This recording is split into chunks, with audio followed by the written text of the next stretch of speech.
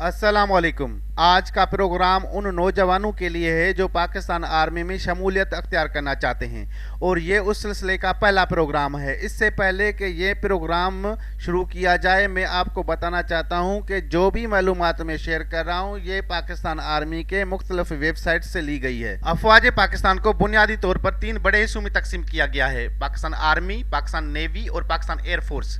Pakistan navy समंदरी हदूद की निगहबान है और पाकिस्तान एयरफोर्स फजाई हदूद की निगहबान है, जबकि पाकिस्तान आर्मी पूरे पाकिस्तान की निगहबान है। इसलिए नौजवान पाकिस्तान आर्मी में शमूलियत को अवलियत देते हैं।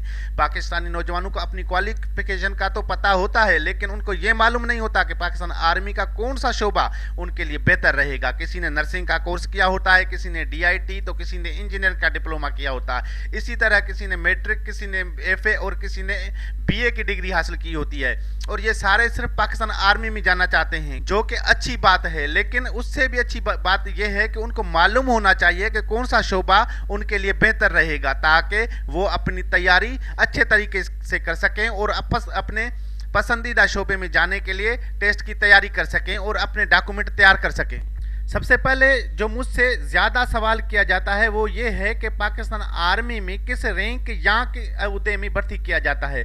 तो मैं सबसे पहले इसी सवाल का जवाब दूंगा कि पाकिस्तान आर्मी में इंटर सर्विस सिलेक्शन बोर्ड का टेस्ट लेकर अफसर्स को भर्ती किया जाता है, जबकि सिपाही भर्ती करने के लिए पाकिस्तान के मुख्तलिफ बड़े शहरों में रिक्रूटमेंट सेंटर अपने फ़राइज़ सर अंजाम दे रहे हैं। उनको भी दो कैटेगरीज में भर्ती किया जाता है, एक ड्यूटी के लिए, दूसरा टेक्निकल ड्यूटी के लिए। जनरल ड्यूटी का मकसद बतौर सिपाही वेपन के साथ बतौर सिक्योरिटी गार्ड की ड्यूटी देंगे, जबकि टेक्निकल ड्यूटी में clerk, cook, nursing, electrician, plumber वगैरह आ जाते हैं।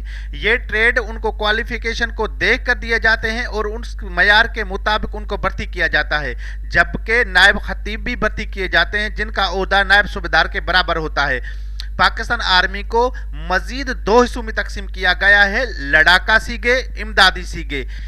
इनमें infantry, armoured corps, artillery, army air defence, engineers, army aviation, medical corps, service corps, signal corps, military. Infantry के मुतालिक बात करेंगे। इन्फेंट्री सिपाह के उन पैदल दस्तों को कहा जाता है जो छोटे हथियारों, कम सामान, हर किस्म के मुश्किल हालात और हर तरह की मौसम में दुश्मन पर हमला करने और फौरी तौर पर दुश्मन के मुमकिन हमले को रोकने के लिए भरपूर सलाहियत रखती है, जबकि अपने इमदादी सीगों को भी करीबी प्रोटेक्शन मुहैया करती है। इन रेजिमेंट्स में Punjab regiment, Baloch regiment, frontier force regiment, Sindh regiment, Azad Kashmir regiment, northern light infantry regiment शामिल हैं। इसी तरह पंजाब रेजिमेंट में भर्ती होने वाले recruits Punjab regiment centre Mardan में ट्रेनिंग करते हैं। बलोच रेजिमेंट में भर्ती होने वाले recruits Baloch regiment centre Abbottabad में ट्रेनिंग करते हैं। सिंध रेजिमेंट में भर्ती होने वाले रिक्रूट्स हैदराबाद में ट्रेनिंग करते हैं। आज़ाद कश्मीर रेजिमेंट में भर्ती होने वाले रिक्रूट्स मानसहरा में ट्रेनिंग करते हैं, जबकि NLI रेजिमेंट में भर्ती होने वाले रिक्रूट्स गिलगित में ट्रेनिंग करते हैं। इन्फेंट्री में मुख्तलिफ ट्रेड में भर्ती की जाती है, जिसमें बावर्ची, क्लर्क, सेंट्री वर्कर। बावर्ची लंगर पर जवानों के लिए खाना पकाते हैं, क्लर्क ऑफिस में काम करते हैं, जबकि सेंट्री वर्कर यूनिट एरिया की सफाई करते हैं। इन्फेंट्री में रिक्रूट्स बतौर सिपाही भर्ती होते हैं। पासिंग आउट के बाद उनको मुख्तलिफ यूनिट में भेज दिया जाता है।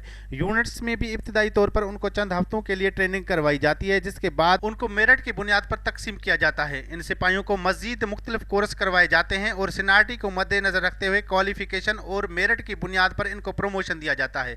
और ये भी ज़रूरी नहीं है कि अगर पंजाब रेजिमेंट है तो उसमें सिर्फ सूबा पंजाब से ताल्लुक़ रखने वाले जवान होंगे, बल्कि ये सिर्फ नाम एजाजी तौर पर होते हैं और उनकी पहचान के लिए होते हैं। याद रखें, special service group SSG commando भी यहाँ से ही मुंतखब होते हैं और बाद में जाके चिराट में ट्रेन। और उस सिलसिले का ये तीसरा प्रोग्राम है। आज के प्रोग्राम में हम इमदादी सीगों के मुतालिक बात करेंगे और आज के प्रोग्राम में हम सिर्फ आर्मिड कोर के मुतालिक बात करेंगे।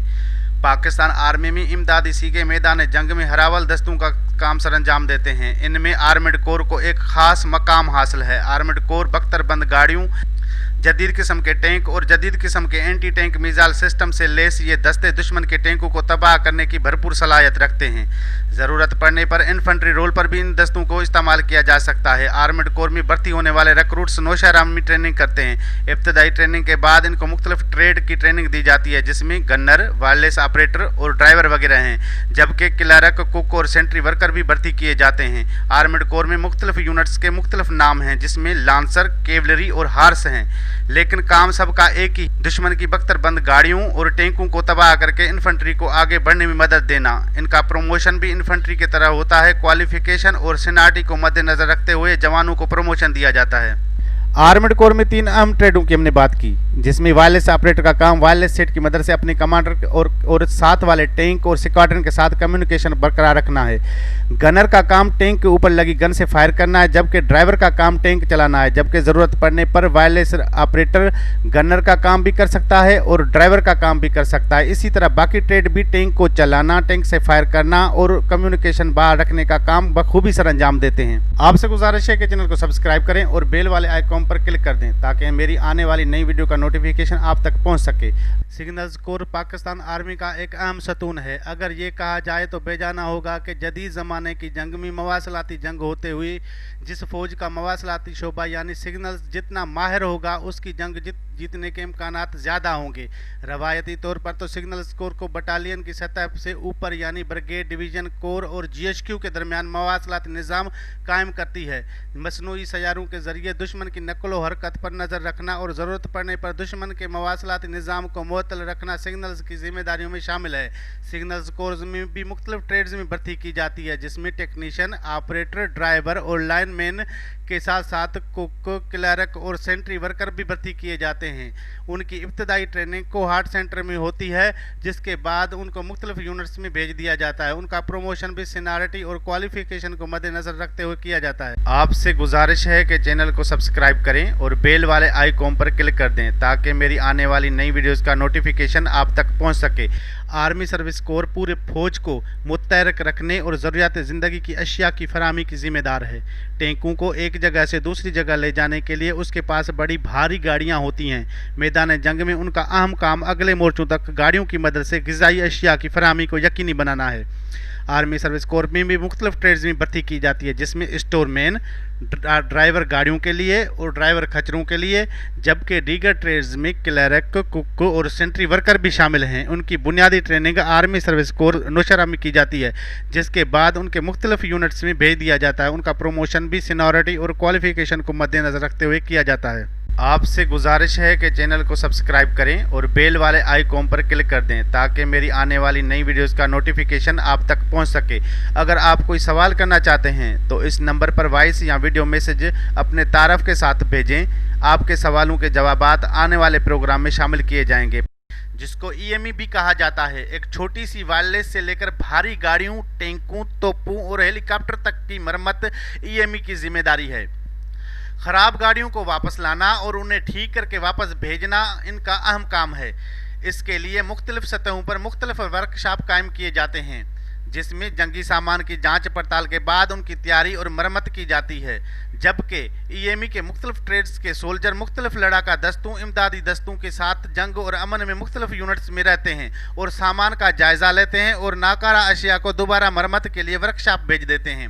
EME में इलेक्ट्रिकल और मैकेनिकल ट्रेड्स में मुख्तलिफ ट्रेड्स की भर्ती की जाती है, जो कि राइफल से लेकर हेलीकॉप्टर तक की मरम्मत करते हैं, जिसमें armourer, VM, electrician, blacksmith, carpenter, welder, driver वगैरह के साथ साथ कुक, क्लर्क और सेंट्री वर्कर भी भर्ती किए जाते हैं। उनकी इब्तदाई ट्रेनिंग EME सेंटर कोयटा में होती है और पासिंग आउट के बाद उनको EME के मुख्तलिफ यूनिट्स में भेज दिया जाता है। उनका प्रमोशन भी सीनियरिटी और क्वालिफिकेशन को मद्देनजर रखते हुए किया जाता है। आपसे गुजारिश है कि चैनल को सब्सक्राइब करें और बेल वाले आइकॉन पर क्लिक कर दें ताकि मेरी आने वाली नई वीडियोस का नोटिफिकेशन आप तक पहुंच सके। हसास और नाजुक आलात और हथियारों के इस्तेमाल के माहिर अफराद आर्मी एयर डिफेंस में शामिल होते हैं। उनका मकसद ज़मीन पर लड़ने वाली फ़ौज का फ़ज़ाई हमले से दिफा करना है, दुश्मन की जानिब से किए गए मिसाइल फायर को फ़ज़ा में तबाह करना और दुश्मन को मिसाइल सिस्टम को हैक करके उनका रुख मोड़कर उनको नाकारा करना, दुश्मन के अहम तनसीबात को जदीद मिसाइल तबाह करना उनका बुनियादी काम है। इस शोबे के अफराद को फ़नी महारत की बेहतरीन तरबियत दी जाती है। रेडार का इस्तेमाल सिखाया जाता है। तोपखाना, मिसाइल, फायर कंट्रोल और ट्रैकिंग वो चंद शोबे हैं जिनमें इनकी तरबियत और फ़नी महारत अपनी मिसाल आप है। एयर डिफेंस में भी मुख्तलिफ ट्रेड्स में भर्ती की जाती है, जिसमें gunner, OCU, missile loader, aircraft driver, reader, operator, SMT clerk, जबकि दीगर आम ट्रेड्स में कुक और सेंट्री वर्कर भी भर्ती किए जाते हैं। उनकी इब्तदाई training air defence centre Karachi में होती है, जिसके बाद इनको एयर डिफेंस की मुख्तलिफ यूनिट्स में भेज दिया जाता है। इनका प्रमोशन भी सीनियरिटी और क्वालिफिकेशन को मद्देनजर रखते हुए किया जाता है। आपसे गुजारिश है कि चैनल को सब्सक्राइब करें और बेल वाले आइकॉन पर क्लिक कर दें ताकि मेरी आने वाली नई वीडियोस का नोटिफिकेशन आप तक पहुंच सके। जिसको एमपी भी कहा जाता है। मिलिट्री पुलिस का बुनियादी काम कैंट स्टेशन के अंदर अमन अमान बरकरार रखना, कैंट के अंदर होने वाले वाकयात की तफ्तीश करना और जबकि कैंट से बाहर जाने वाली कानवाइयों और नफरी के डिसिप्लिन पर नजर रखने के लिए भी इनकी टीमें कानवाइयों के साथ जाती हैं ताकि रास्ते में किसी सही रास्ते का इंतखाब कर सकें। जबकि कैंट में वीआईपी शख्सियात को प्रोटोकॉल देना भी इनकी जिम्मेदारी में शामिल है। इनका दायरा अख्तियार कैंट से बाहर सिविलियन पर नहीं होता। मिलिट्री पुलिस में भी मुख्तलिफ ट्रेड्स में भर्ती की जाती है, जिसमें मिलिट्री सिपाही, क्लर्क, कुक और सेंट्री वर्कर शामिल हैं। इनकी इब्तदाई ट्रेनिंग डेरा इस्माइल खान सेंटर में होती है। पासिंग आउट के बाद इनको मुख्तलिफ मिलिट्री पुलिस के मुख्तलिफ यूनिट्स में भेज दिया जाता है। इनका प्रमोशन भी सीनियरिटी और क्वालिफिकेशन को मद्देनजर रखते हुए किया जाता है। आपसे गुजारिश है कि चैनल को सब्सक्राइब करें और बेल वाले आइकॉन पर क्लिक कर दें ताकि मेरी आने वाली नई वीडियोस का नोटिफिकेशन आप तक पहुंच सके। आर्टिलरी को पाकिस्तान आर्मी में नुमाया मकाम हासिल है। दुश्मन के मजबूत दिफाई मोर्चों, भारी तोपखाने, अम्युनिशन डैम्प और पेशकदमी करने वाली सिपाह को भारी नुकसान पहुंचाने और अपनी सिपाह को पेशकदमी में इमदादी फायर के लिए आर्टिलरी का इस्तेमाल किया जाता है। हमला हो या दिफा, दोनों सूरतों में आर्टिलरी फायर बड़ी अहमियत रखता है। जदीद आर्टिलरी में लॉन्ग रेंज मिसाइल सिस्टम भी शामिल कर दिया गया है, जिसकी वजह से दुश्मन को दुश्मन के इलाके में तबाह करना आसान बन गया है।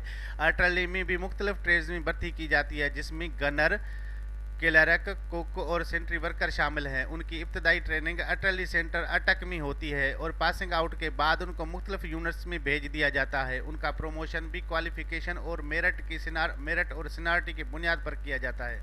आपसे गुजारिश है कि चैनल को सब्सक्राइब करें और बेल वाले आइकॉन पर क्लिक कर दें ताकि मेरी आने वाली नई वीडियोस का नोटिफिकेशन आप तक पहुंच सके।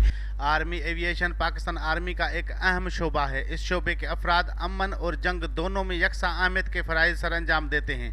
दौरान जंग अहम कमांडरों और लड़ाका फोर्स को फौरी तौर पर तेज़ी से मतलूबा मकामात तक पहुँचाने और ज़ख्मियों को मैदान जंग से मिलिट्री हॉस्पिटल्स तक पहुँचाना इनके फ़राइज़ में शामिल हैं।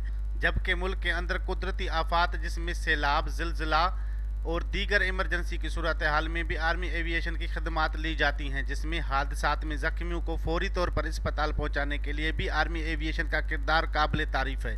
सियाचिन ग्लेशियर में शदीद बर्फबारी के दौरान जवानों को राशन पहुंचाने के लिए भी आर्मी एविएशन की खदमात ली जाती हैं। पाक आर्मी एविएशन में मुख्तलिफ ट्रेड्स में भर्ती की जाती है, जिसमें पायलट अफसर्स, सिपाही, कुक, क्लर्क, सेंट्री वर्कर्स के अलावा टेक्निकल ट्रेड्स में भी भर्ती की जाती है, जिसमें इलेक्ट्रीशियन और मैकेनिकल ट्रेड्स शामिल हैं। इनका प्रमोशन भी सीनियरिटी और क्वालिफिकेशन को मद्देनजर रखते हुए किया जाता है। आपसे गुजारिश है कि चैनल को सब्सक्राइब करें और बेल वाले आइकॉन पर क्लिक कर दें ताकि मेरी आने वाली नई वीडियोस का नोटिफिकेशन आप तक पहुंच सके। और आज के प्रोग्राम में हम इंजीनियरिंग कोर के मुतल्लिक बात करेंगे। इंजीनियर कोर का पाकिस्तान आर्मी में अहम किरदार है। पाक फौज को अपनी तमाम जंगी कार्रवाइयों में मुआवनत फराहम करना, दुश्मन के खिलाफ कोई भी कार्रवाई इंजीनियर कोर की मदद के बगैर नामुमकिन है, जिसमें अपने सिपाह की पेशकदमी में हर रास्ते की रुकावट को दूर करना, जिसमें दुश्मन की जानिब से बिछाई गई बारूदी सुरंगें, कांटेदार तार, गाड़ियों और टैंक को आगे बढ़ने के लिए पानी के ऊपर से पुल और हमवार रास्ते बनाना,